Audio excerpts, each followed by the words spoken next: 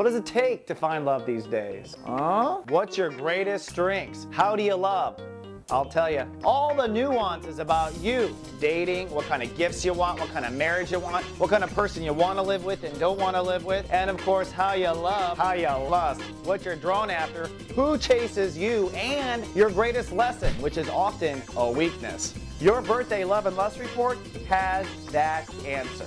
We'll reveal your secrets on video at secretsofbirthdays.com. So garden.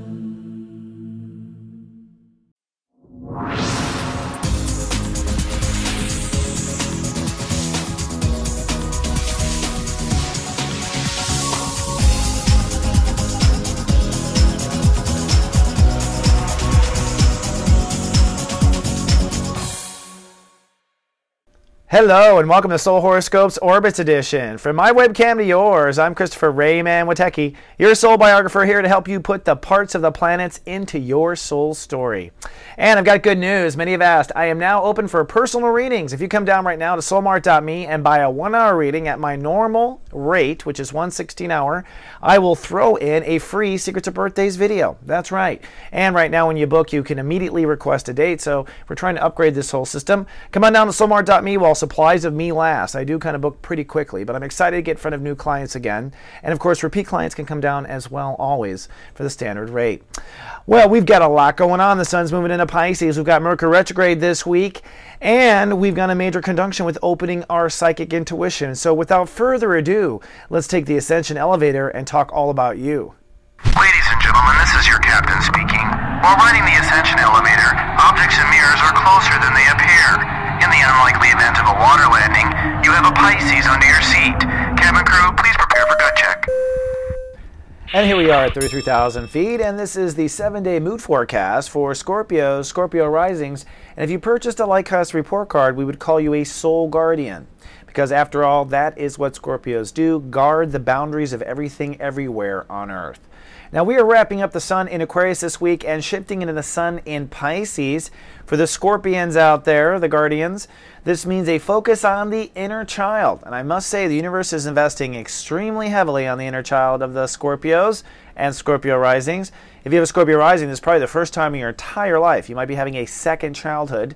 And for those who are Scorpios, this might be the first time you get to put love first. So in the first 10 days, we're going to see what is in the way of love and creativity and inspiration in your life. Why is your life dull? Why aren't you feeling it? Then we're going to move into light casting, your ability to express yourself. And at the highest end of that spectrum, of course, is joy and passion. The universe is investing heavily on Scorpios getting their inner child's dreams come true. Look at this. Neptune, Chiron, Mars, and Mercury. Plus Mercury will go retrograde at the end of the week, which means you will think about it not once, but twice. Not twice, but 3 times. Like cross, cross, cross, as far as what your heart really wants. Digging down to the layers of the inner child and releasing him or her, maybe from captivity. Many Scorpios put that away. In other Scorpio stories, Saturn is retrograding this week, giving you your first break since Saturn entered your sign around Halloween, right around your birthday period. So far, you have been cutting away probably the old battles, the old ego fights, ones that were probably necessary, mind you, but ones that do need to go. So putting away old fights, that could be old fights with other people. This could be the end, finally, of certain marriage situations or long-term business partnerships. And this will now retrograde until July 8th, 2013. So basically, you will see the rewards of you doing the work or not. Okay, so basically the universe is not going to push you to grow with ego, but if you haven't built your ego, you might get trampled upon very quickly. So just so you know.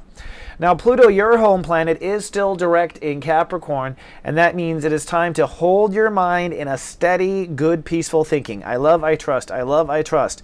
That is basically what your mind needs to say over and over and nothing else. Everything from this point will be new thinking, but no more old thinking, says Pluto. And you know how Pluto is. There is no ifs or buts. Once Pluto says no, no means no. If that's not the case, what good is a Scorpio? All right, so now I've restructured the horoscopes to build the 7 days in a very concise manner, and I do it all in outer space because I love the beauty of outer space. So let's fly out there and take a look-see. All right, and as always, we do have the board at the bottom, but it's no longer animated, so it won't make people dizzy. And you can see that we have the steps lined out and where the moon is each day. So let's start with Sunday. On Sunday, it's cloudy with a chance of love issues for the Scorpios and Scorpio risings. This is the final and tested day of whether or not you can nurture yourself. So no matter how you feel, the test is step up and nurture thyself. Now, it might be a relationship that triggers it because the moon will be in Taurus, your opposite sign, and so it's likely to be the trigger. On Monday, it is cloudy and shut off. 0 is ruling the day, which is Scorpio, so this is the one day of the month where you rule the planet. And if I know most Scorpios, that means you're taking it off and hanging out just with yourself. So the moon in Gemini means you are certainly attached to the universe, and the universe is giving you the power to detach. At the same time, the moon will cross over Jupiter and form a yod. Now, what this means is the universe is going to push you to expand your self-trust on Monday, and what you're going to pull into that self-trust are two things. One, the new thinking that you have employed, and secondly, all the old battles off your back. So with the old battles off your back and with new thinking moving forward, it's an exhale. But there might be fear from the inner child. That's the square there with the red line. That's the inner child, the Sun and Neptune over there. And so your inner child is having red anger coming over here, maybe not trusting these new boundaries. So there's trepidation maybe moving forward on Monday, but you're going to be just fine. On Tuesday, things click into gear, sunny but private. The sun now clicks into Pisces, the I love vibration. The moon is in Gemini, so emotions are withdrawn and still private. But the moon is also trining Venus, so I think your inner child is giving and receiving to yourself now. So you're feeling better about that. On Wednesday, it's cloudy and learning. It's actually a very powerful day on Wednesday. The sun will conjunct Neptune. This is the one day of the year it does this. And on this day, the moon is ruling the day and Neptune reports to the moon. So emotions are incredibly psychic. At the same time, the moon forms a soul pyramid with Saturn and the sun. And so this means rapid emotional maturing. For you, this unites your inner child with the new ego and with your overall beliefs. And so you begin, I think, on this day to start to believe that your life can actually change, hopefully, or you might start to believe it will never change, which is going to set up for the same lesson. The moon will also oppose Pluto during this transit, which means at one point your emotions and your mind will be on completely different sides of the equation, and you will have to find balance between the two. Remember, this is Wednesday we're talking about. On Thursday, Jupiter rules the day. You are sunny, sharp, and optimistic. So things do shift for you. The moon does go through that full Pluto opposition. So I think the moon wins. Your emotions win in the end because you want to feel good more than you want to have your mind make sense with everything. So Thursday is really going to be, I believe, a good day. Then comes Friday. Now Friday, there's a chance of anxiety. Not a happy Friday dance, unfortunately. That's because Uranus rules the day. And so your inner child might break down. If up until this point you have been miserable this whole week, well, this is the final breakdown. If you were miserable, then happy again, then miserable again, that's just because there was a deeper layer to what your inner child really wanted. The truth is, Friday is about getting to the core of what your inner child needs. Now, part of the anxiety or extra energy is the fact that Mars is trining the moon in Cancer, so your emotions are really flared up. On top of that, we've got a party going on in Pisces. Check this out. The sun is conjuncting Chiron, which is conjuncting Mars, and Mercury is going to retrograde over this space starting Saturday. Plus, we've got big old Neptune here in blue. So the universe is extremely invested in Scorpios getting what their heart desires.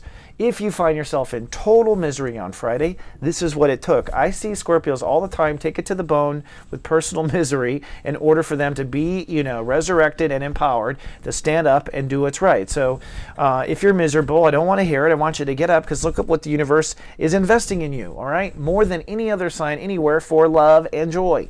And it's good. It's interesting. I think it's why the earth changes, is because the Scorpios want to be happy, and so everyone else is just going to have to move, right?